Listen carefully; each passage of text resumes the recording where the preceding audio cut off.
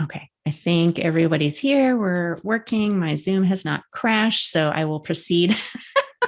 Good old Zoom. Thank you also for doing the poll. It's really helpful to know kind of who's here today. And we'll leave that up for just a little minute while people are getting logged in, and then we'll share the results maybe after I do the introductions. So very happy to be with you today. I'm Christina Clayton. I'm one of the co-directors from the Northwest Mental Health Technology Transfer Center.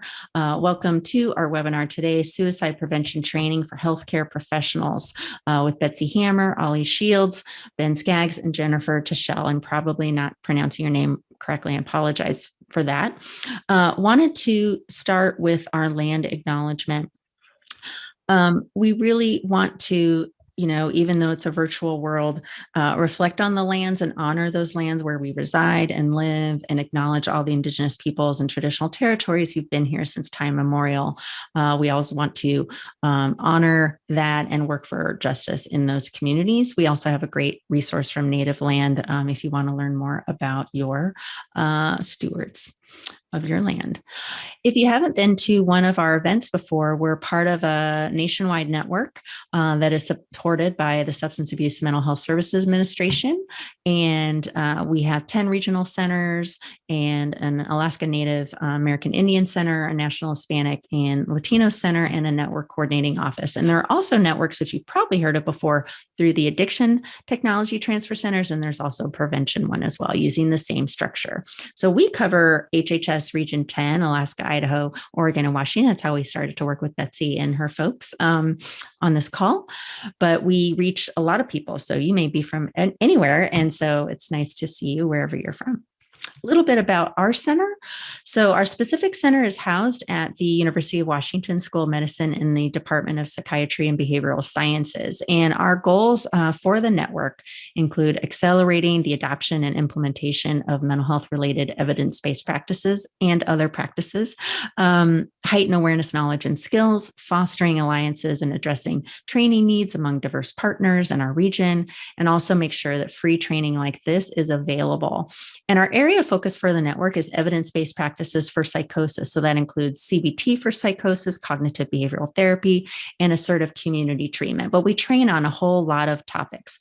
We do webinars, we do learning communities, online courses, a podcast, all sorts of things. So if you want to learn more, we will get you ways to connect with us in the chat. But we have a newsletter, training announcements, and that's probably how you heard about this today. Also, want to talk about language. One of our goals is to use affirming, respectful, and recovery-oriented language. And our network agreed that we would share this slide because we know that a lot of things come up at these kind of events. And we just want to make sure we're communicating in a way that's not judgmental and inclusive of all the different experiences that people have. For logistics, you're muted, you're off camera. This event is being recorded, and you will have the option to use closed captioning if you would like. You can close that out if you do not. For today, there will be a recording and slides later, and you can also get a certificate of attendance. It's not formal CEUs, but you may be able to apply those towards things if you need that. If you have just something connecting to say in the chat or reaction, feel free to use that chat box. If you have a content question, please use the Q&A box and put that in at any time. And the team on the panel today will either try to answer those maybe through a written response, or we'll answer questions at the end, and we'll try to do as much as we can. All right, so I think these are the results, Gabrielle. Is that right? Well, actually, no one's taken the poll, so I've closed it down. Oh, well, never mind. I apologize. I did not see. That's okay. Nobody always necessarily wants to do a poll. That's okay. So as far as evaluation, we really take your input seriously, and we want to know, is this content stuff you want to hear about more? How did it go? What was your experience? And so we have a very short survey that just takes like 2 minutes to take. If you've taken one of our events, been to one of our events before and you've done the survey, but you haven't done it in a few months, they've changed this little personal code that they ask. This is a webinar. We don't need to connect your data to anything. So use whatever letters and numbers you feel comfortable with. It's important, though, if you can, to share how you thought this went. We aggregate those data and share that with our training team, our presenters. So we'd love to get your input, and it helps keep these free things coming. Also, a disclaimer, SAMHSA funds us. They don't know exactly what content we do at any moment. So that's a disclaimer there. Now to the good stuff. So I'm very pleased to have Betsy, Ollie, Ben, and Jennifer here today. I'm going to let them briefly introduce themselves, and then they'll get into the content. So Betsy, you want to go first? Yes, thank you, Christina. We're very glad to be here. And I'll take a moment to introduce myself, my role in Idaho with our suicide prevention program. It was about 3 or 4 years ago, Idaho finally set aside funds to stand up an Office of Suicide Prevention. And we have 3 members on the team, myself and a colleague and a program manager. And with that structure and Idaho's belief that efforts can be achieved best through public-private collaborations, the state plan for Idaho includes, I call them the state plan shepherds. There's an acronym for them. Just suffice it to say a group of people that oversees that state plan. And within that structure are 6 focus groups or work groups that are topic-based. And you're going to hear from a couple of those group initiatives today. And we call them KPAs. So if you hear us reference a key performance advisory group, that's a KPA, what we're referring to. So with that introduction, I'll go ahead and turn it over to Allie. Hello, everyone. Can you hear me? Okay, perfect. I put headphones in, so I should have known not to mess with technology. My name is Allie Shields. I am one of the key KPA members for our Zero Suicide Initiative, which we will talk about a little later today. In my professional role, I manage a federal grant called Project Aware, which brings in behavioral health resources and services to 3 rural school districts in Idaho. I also have a background in suicide prevention. I work with the Idaho Lives Project, which is a partnership between the State Department of Education and State Department of Health and Welfare to provide suicide prevention resources to schools and youth serving organizations all throughout Idaho. So that's kind of my professional background. I'm also a social worker by trade, and so I do some counseling in my spare time with individuals. So super excited to be on the call with you all, and thanks for being here. And with that, I'll turn it over to Ben.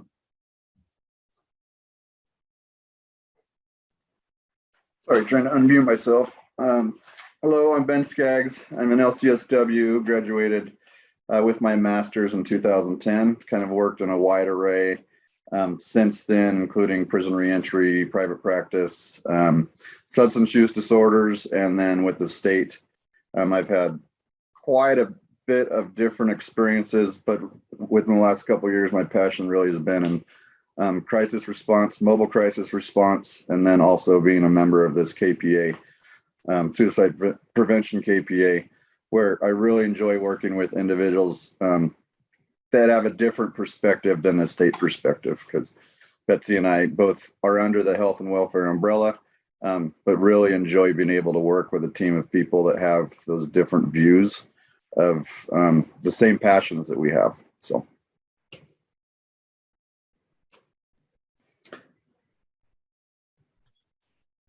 All right, I'm going to take that as my cue. Hi, everyone. I'm Jennifer Tischel. I am one of those other stakeholders. I am from the world of education, and I'm part of the Capacity Building and Infrastructure KPA. I'm very happy to be with you today. And my professional role is as a behavior consultant for the West Ada School District in Idaho. By training, I have a background in training in school counseling and residential psychiatric treatment. I also have my administrator certification. So I have a lot of different hats that I wear and bring to this role on the KPA. So I'm very grateful to all of you for your time today. Thanks for being with us. And with that, I'm going to give it back to Betsy to get us started on our content for today. Thank you, Betsy. I'll let you take it away. I just wanted to say thanks again. This is a very important topic. We're almost at the end of September with Suicide Prevention Month, but also, just want to acknowledge, I know this is very heartfelt for a lot of us, and some have experienced losses. Maybe that's what moves us to be in the field. So I just want to thank you for taking the time and, take care of yourselves as we're talking about this, and I'll duck out and let you take it away. Thank you. Right. Well, thank you so much, Christina. And I appreciate that preface to the topic. And folks, just for awareness, I probably will turn my screen off. I have glitchiness with Zoom. I don't want to give anybody epilepsy. I will go ahead and start sharing my screen with our slideshow for you today. Should be able to, see our opening slide. We're going to talk about suicide prevention clinical level education initiative here in Idaho. And you got a chance to meet us all. So I'll skip over that slide and start in the beginning with gaps and needs in Idaho that we were seeing that would help guide where these newly formed KPA teams might go in initiatives that will move the needle in our state on suicide prevention. And honestly, within the realm of the suicide care, zero suicide KPA, comes awareness from the field, from research that, and I'll share a couple of studies, and I can share references later with the slides if anybody is interested in chasing details further. But suffice it to say that a couple of studies were showing that at least over 50% of people who die from suicide have accessed healthcare within the previous 30 days of their death. That's huge. And furthermore, the studies were showing that like almost a quarter of people who died from suicide were seen in a healthcare setting the week prior to their death.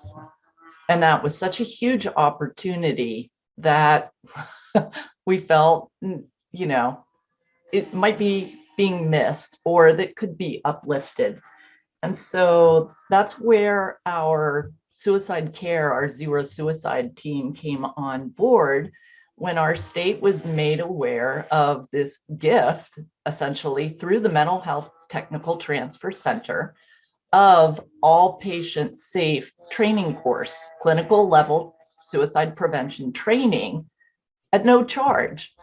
And it's like, oh my gosh, the stars aligned, and on we went in trying to formulate plans. How do we get this out to healthcare professionals in our state? So that's honestly where the initiative started. And I will turn it over next to Allie to share a little bit more about this initiative's development through the Suicide Care KPA. Awesome. Thanks, Betsy. Yeah, so as Betsy shared, really because of these deficits, and not really having providers equipped to work effectively with an individual who is experiencing suicide ideation or making suicide attempts, our suicide care KPA really worked to provide AFSP's Safe Side Prevention Program in addition to the All Patients Safe. So we ran kind of two different types of applications for training. And one, the All Patients Safe is more individual specific, where it's more clinician, provider specific. And then the safe side prevention is more of a organization-wide training.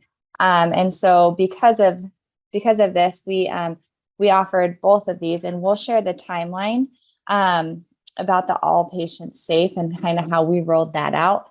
But I also wanted to speak to the safe side prevention, because we really focused on, because we didn't have funds to do like an actual zero suicide implementation when we first initiated these trainings, we wanted to offer some type of training.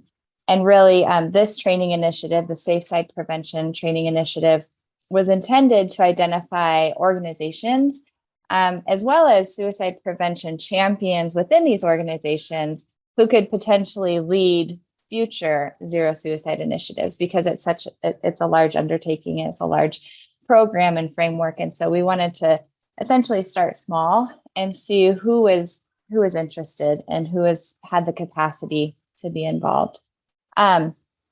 So this opportunity was really just seen as a way to gauge interest and capacity for zero suicide implementation within our state. But we also wanted to provide that immediate kind of training benefit to those who were interested. Thank you, Allie. Yeah. Yeah, so that's kind of where the seed starts. We're looking to provide training and then also to find champions for down the road. And then our capacity building and infrastructure KPA kind of picked up the ball while they were working on another initiative where they saw an opportunity. So Jennifer and Ben, I'll let you guys describe that. Ben, if you want to describe what we were seeing in higher ed institutions and maybe share your personal story from your experience, and then turn it over to Jennifer for the rest of the team.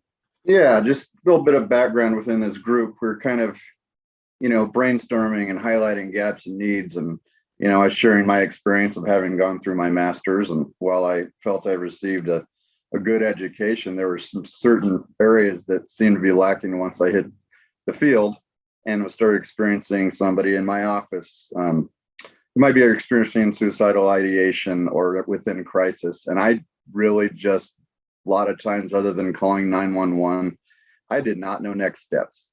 And it was really having to work with those people, work with the communities, sometimes as the crisis response teams with health and welfare, but a lot of other times it was just not even knowing what to do in those situations. And sometimes you can make the situation even worse by your lack of knowledge. I go even further to say that we have crisis centers within Idaho, and a lot of people coming out of universities aren't aware of our crisis centers. So it highlights the need for a part of curriculum, but even just teaming with professors and professors and those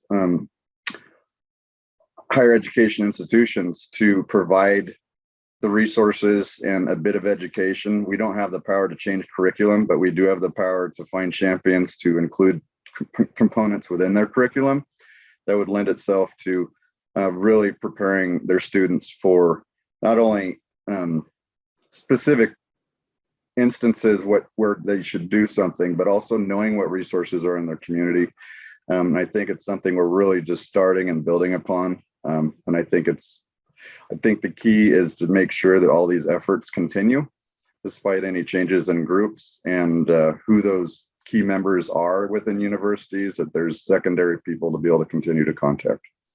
So thanks, Ben. Yep. Yeah, building relationships. And we definitely have a long-term goal that maybe curriculum can be changed in higher education institutions down the road, but in the meantime, we can find those students who get it or want to get it. So Jennifer, if you want to take it from there. Yeah, absolutely. So the other prong of that is really trying to target those pre-service professionals and get them the training and the experience and the knowledge so that when they launch into their professional career, they maybe have something that they, at least a base level familiarity of, oh, someone talked about that once, or I did a training once. Where are my notes on that? Or they know who to reach out to if they're not sure what to do. They have some contact people that they know about already before they even graduate and launch into whatever they're doing. I mentioned my background is education and school counseling, and I see that happen in my job with teachers and supporting teachers. A lot of times there are things that they wish they had known when they started their career, but maybe their pre-service education didn't cover. And so that was another angle that our KPA wanted to take with this training opportunity, was to really specifically target some of those pre-service students at the university level so that they have that experience before they launch. Perfect. Thank you, Jennifer. And that describes a kind of a more well-rounded approach, or couching this training for students in a way that will help them after they graduate. I'm going to go ahead. Let me see if I can jump over. Let's get to the next screen. And I'm going to talk about state plan goals. Honestly, nothing too exciting, but if you look at Idaho's state plan goal number 7, you can definitely see how getting this kind of clinical level training out to our professionals aligns with that goal. Goal number 8, we're really talking here about kind of changing culture, and ultimately suicide prevention as something that's as reflexive as taking a simple blood pressure would be the goal in the long run. A quick screening is easy and short. Most people are gonna screen out just fine. On you go with the appointment. You're gonna catch, as we saw from those studies I referenced before, a lot of people who may be at risk. And finally, state plan goal 9, just bringing up the level of training for our clinical and professional practices to be able, once risk is screened, being able to dig down further, really assess, what does that risk mean? Are they on fire, or is it a concern that can be addressed in a timely fashion? And knowing what kind of evidence-based practices, methods will help treat suicidality for patients.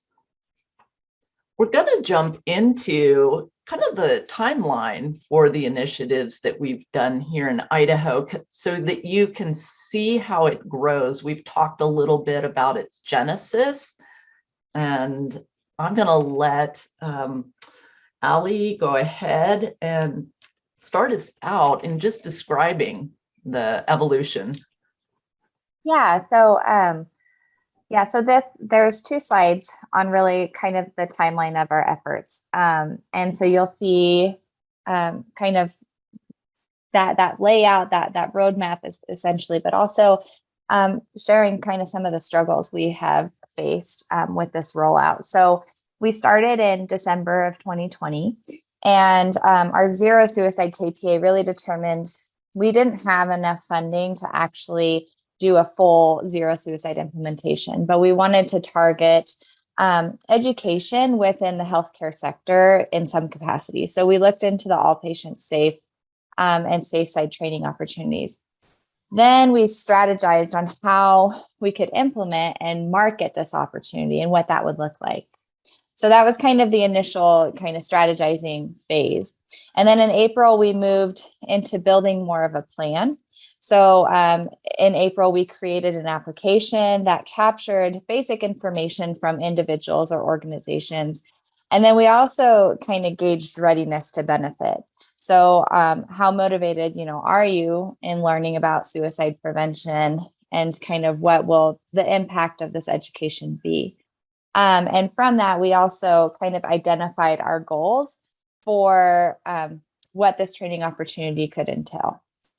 And then based on that foundation we built based on our application, we began to look into different audience members or who would be recipients of this application, who would be interested in taking this course. We know it's tailored to healthcare professionals. And so we really, as a KPA, thought of and kind of gathered a list of potential partners, which we'll share here after our timeline. But as a team, we kind of brainstormed who would benefit from this and how do we start reaching out to them. So then from that list, our KPA team then moved into, in July of 2020, organized which KPA members would reach out to those potential partners. And that was based on familiarity with the organization or connection with the organization or entity. And so in 2020, we then released those applications to that targeted partners list for the all patient safe training. And we were pleased to find that at least one candidate from each of our 44 Idaho counties actually applied for the training. So for the all patient safe training. So that was encouraging to see that we had reached a scope across our state. Next slide, I believe. And then in early 2022, we noticed that unfortunately those training opportunities had dwindled, and but we didn't want the resources to go to waste.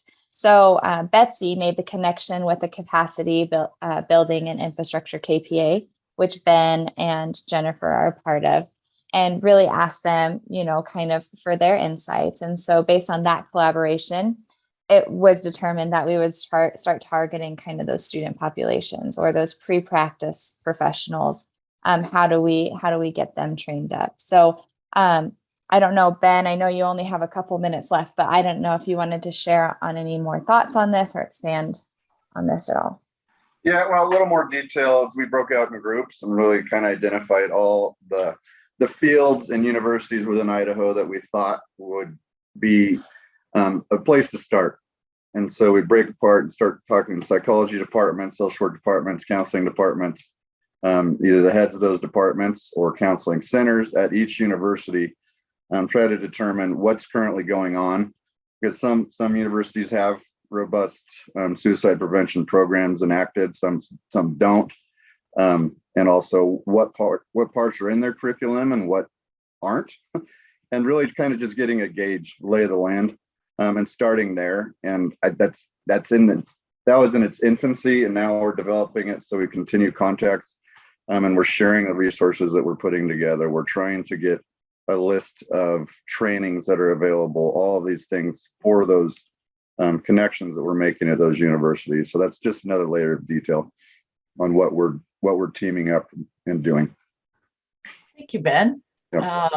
Yeah, and the program continues to roll, and as students take and complete the training, we get back on a quarterly basis from the Mental Health Technical Transfer Center these data reports. And I won't go into detail about the data now. We'll talk about that a little bit more in slides to come.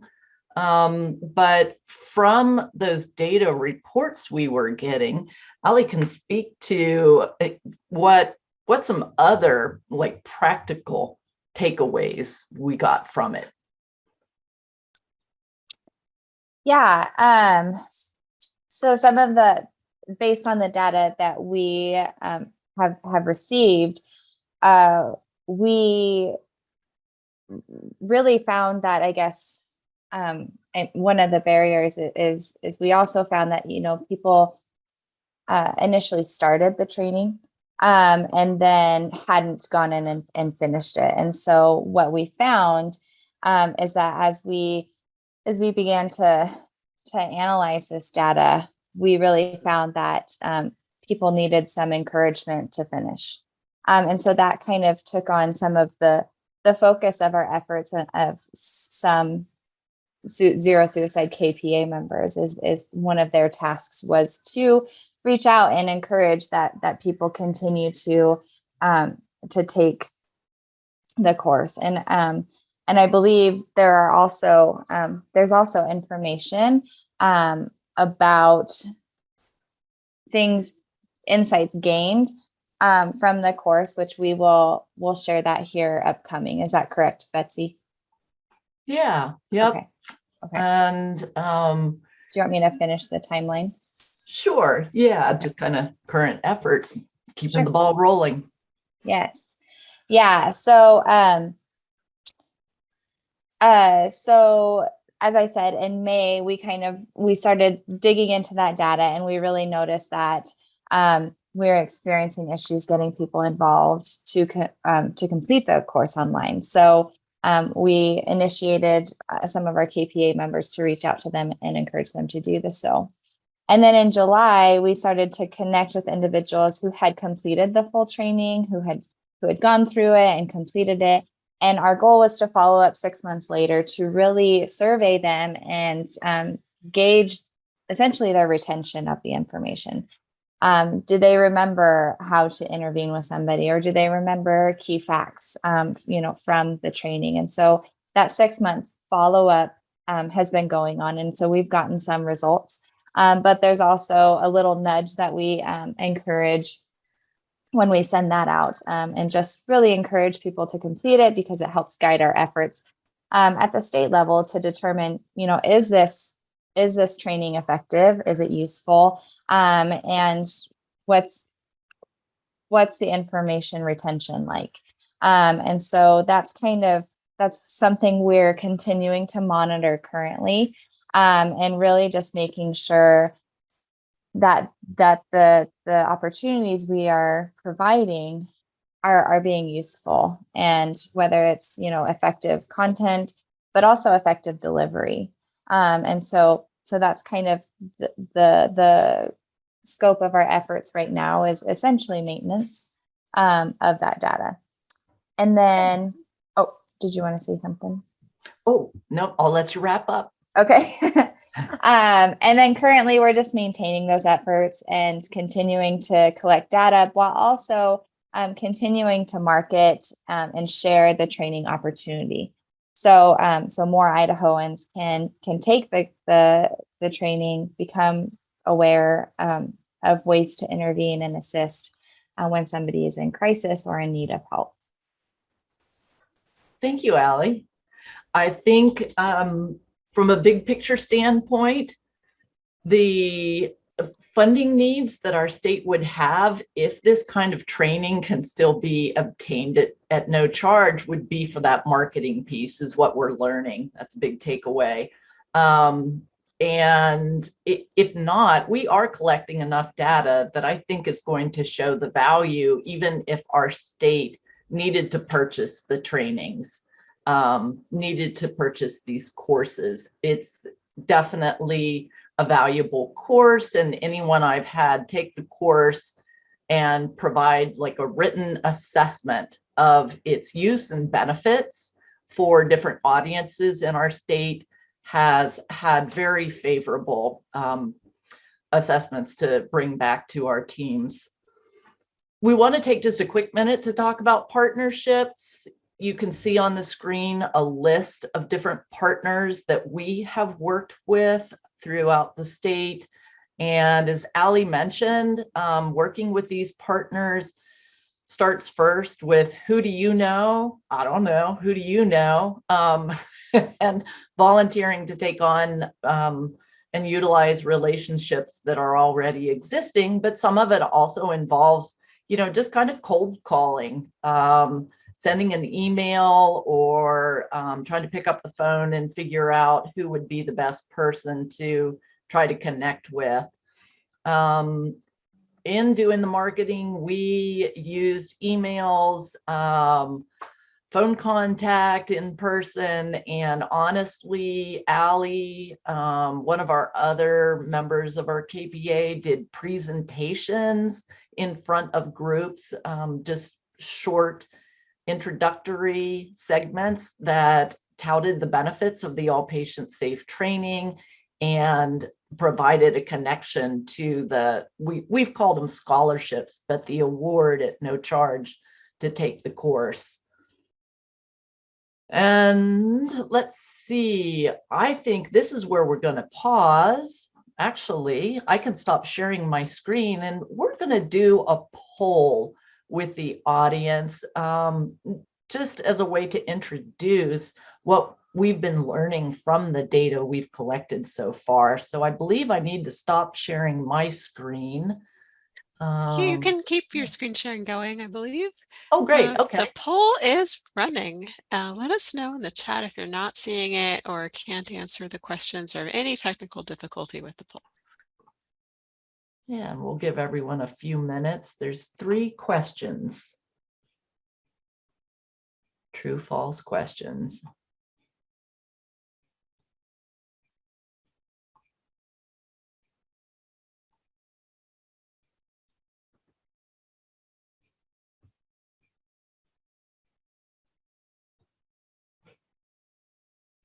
And we'll give it just a few more seconds.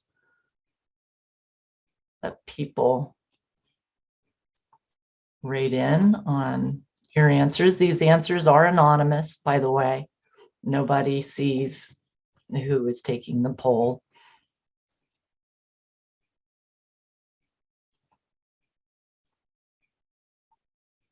Okay, and a few more people still finishing up the last questions. I can play or do the Jeopardy wait song. Da, da, da. Yeah, no, we won't do that. Okay, and I'm ready to end the poll. Everyone else is okay. And yeah, and we should be able, see, Christina, am I looking, yeah, at the results of the poll? I believe so. Is that right, Gabriel? Yeah, I'm showing the okay. results. We don't usually run our polls fully anonymously, and I'm wondering if that's why it's telling me zeros everywhere. Yeah, hard to say. But I think we can just talk through the questions. And oh no, I see results on my end. Okay. Okay, because in my end it says 0 for everything. Yeah, that's okay. Yep, we got it. We got it. Yeah. So the first question, suicide is the first or second leading cause of death among young people aged 15 to 24. Is that true? Is that false? Most people guess true, or if they didn't guess true, they knew that was true. And the answer is yes, that is true. The first or second leading cause. And all the trouble that age group can get into. But if they're going to die, wow, it's more likely to be from suicide. That's a little scary. Question number 2, true or false? Two-thirds of firearm-related fatalities are suicide. And it looks like almost all people chose true, which is correct. Firearms are a game changer, honestly. They don't have forgiveness. And question number 3, more people die by suicide by firearm than all other means of death by suicide combined, and a little more evenly dispersed. The answer, honestly, firearms are so lethal that yes, firearms take more people in suicide than all the other methods combined. In fact, I wanted to, and I'll go ahead and stop sharing that. Thank you all in the audience for taking that poll.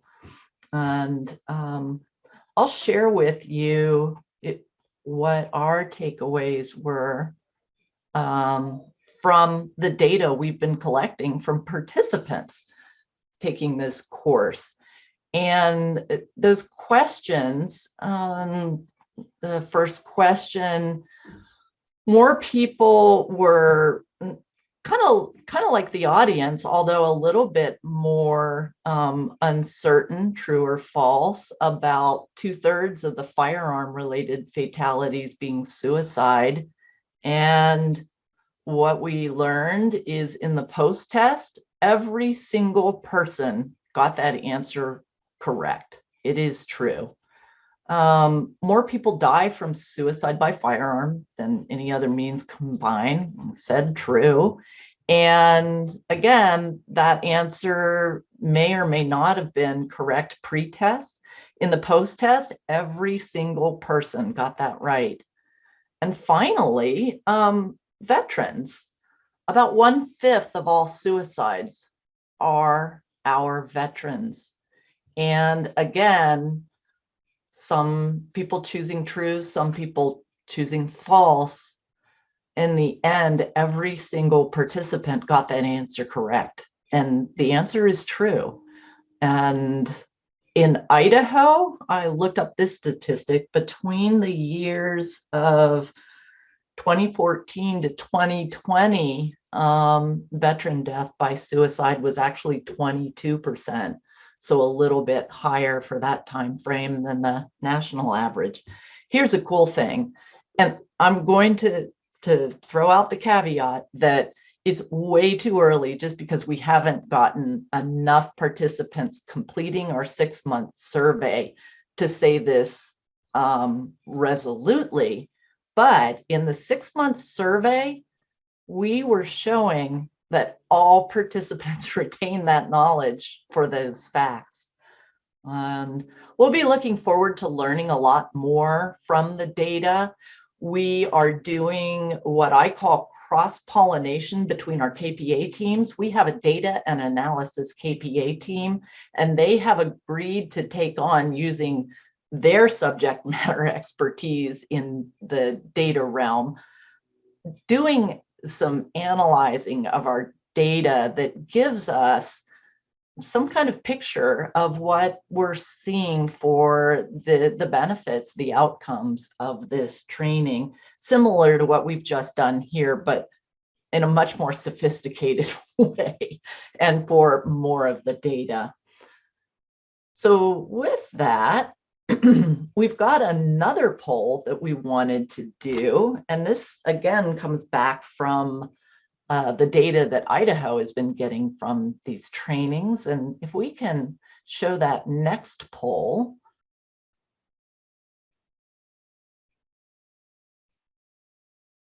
Yeah, we're just curious to know, and again, this is anonymous, but how much of the audience, oh wow, knows, yeah, either a patient that they've lost by suicide, or someone in your personal life that you've lost to suicide. And we'll just take another couple of moments. I appreciate everybody participating.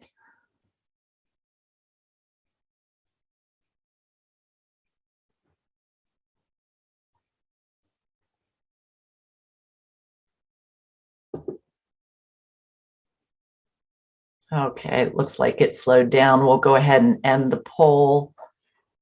And so the results show that among our audience today, 74%, three-quarters of you know some patient who has lost their struggle to suicide.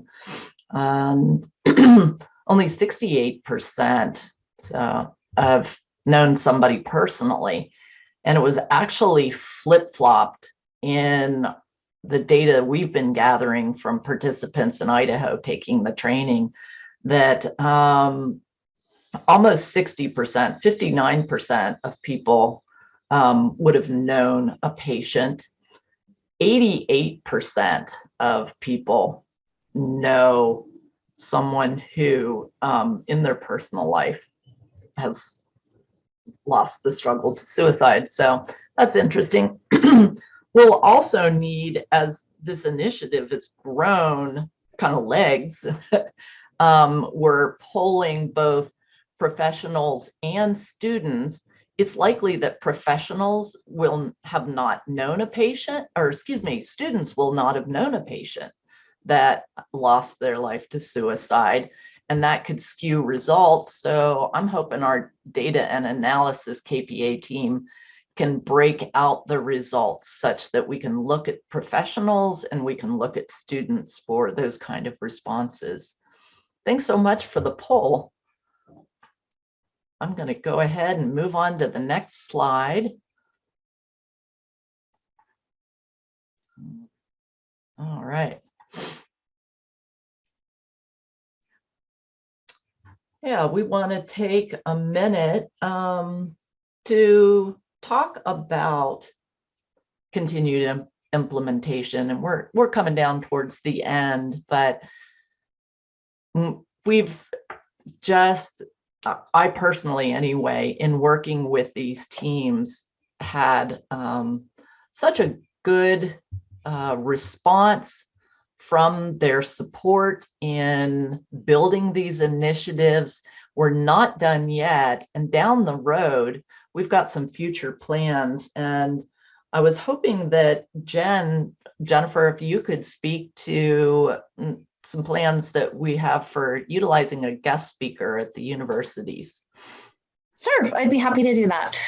Yeah, one of our plans that we're hoping to put together, we're in the process of pulling the information and reaching out to our contact people right now, is putting together a formal announcement launch event that we can deliver virtually to various locations throughout Idaho, mostly targeting through the universities. We're hoping that we can get some good participation in that so that people are aware in these graduate programs what we've put together, how to access the resource, and just have, again, point people that they can reach out to and connect with if they have further questions, and just another tool on their tool belt as they get ready to launch into their future careers. So that we're pretty excited about that. We're hoping that will come together and be something that people will be talking about, generating that publicity so people are aware that it's happening. Thanks, Jennifer. Yeah, and our guest speaker is Dennis Gillen. He is a national speaker who has given TED Talks. And I honestly, Jennifer, I think in our KPA team meetings, we haven't even had a chance to go into some of these details. So if she looks surprised, it's because I'm trying to keep ahead of these teams in the implementation and planning we've been doing. But I'm envisioning, student union buildings everywhere in Idaho, telecasting Dennis Gillen and his stories of loss of not one brother, but two brothers to suicide, and why the work of suicide prevention in the healthcare and the behavioral healthcare fields are so critical. And then, like we said, using that heartfelt connection to urge students to step up and give a little bit of their time to gain some knowledge, understanding, and skills, and take our resources with them.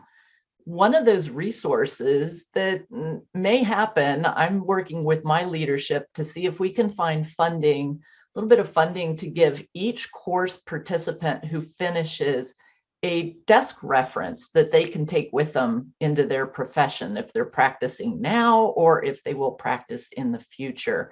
It's a Stahl's handbook. I don't know if anyone's familiar with that. It's kind of like a medical desk guide, and we might be able to award that in appreciation to our course participants. And then, Jennifer, if you want to take just a brief minute, wrap up this section in plans for continuity, and the way that, just knowing that our groups turn over, you guys are all volunteers, busy professionals, but very dedicated to what we're doing here with these initiatives. How will we ensure continuity? Yeah, that's a really important piece of our planning and has been from the very beginning, because we want to build a system that is going to be sustainable regardless of who the participants are. And so as we go through this whole process, we're being very mindful to think it through as far as we can and think, okay, how is this going to be sustainable as we move forward? How is it going to be if, some of us rotate off of this KPA and others rotate in, that this work can continue to move forward? Because we'll have built a system that's sustainable. So that's our goal with all of this, is to build something that is going to last a very long time and be useful for as many people as we can possibly reach. Thanks, Jennifer. She's great with process docs and formatting things, and yeah, just getting it on paper, something a little more lasting that we can use as a handoff. So Allie, I will let you close us down today. I very much appreciate our co-presenters spending time, and we'll step aside. Allie, if you would like to do salutations and take questions, we're happy to stay on board. Absolutely. Yeah. Just as Betsy said, thank you all for being here. Thanks for spending some time with us and sharing an interest in kind of our efforts and what we've been doing. It's encouraging to see you all show up and see to really understand your interests. So thank you all for being here. If there are any questions, I have been scanning the chat as well as the Q&A, and I don't see any questions at this time, but go ahead and feel free to either put in the Q&A or even in the chat any questions you have. Thank you, Allie. Yeah, I want to make sure there's certainly time for that. Really appreciate everyone's time today as well. It's been really great to partner with you. I'm also appreciative of this content because it's not strictly like a skill or a topic that we're sharing. Like, this is a pretty big effort y'all have done and that you're continuing to do. And so I hope this is really useful for, the people today to hear, the effort that it takes, the resources that it takes, the dedication, and all the different ways you're trying to impact Idaho's workforce to have this really important resource, so it's really neat to hear about that. So I thank you for your time.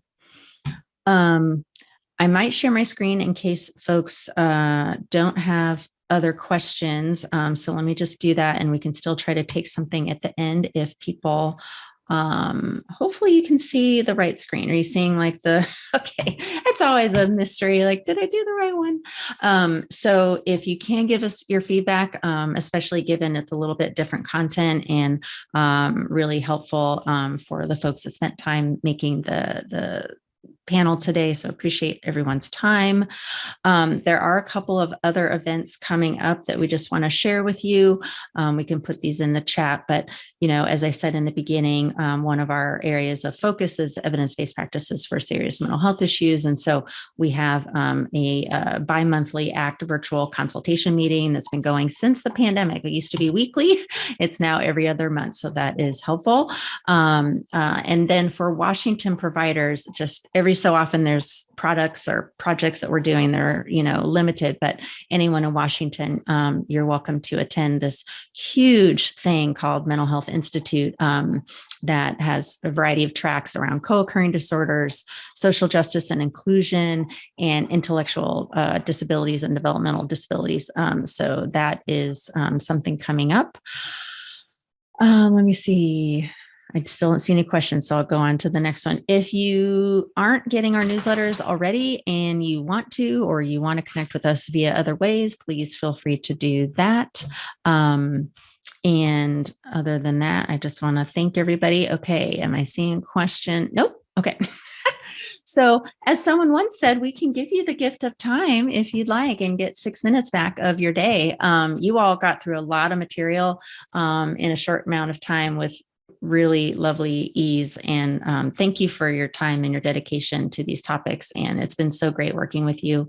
Reach out to us. Anyone in the audience, if you have a question or have an idea for something kind of training, and we'll get the recording out to you in slides as soon as those are available. And just want to thank everybody.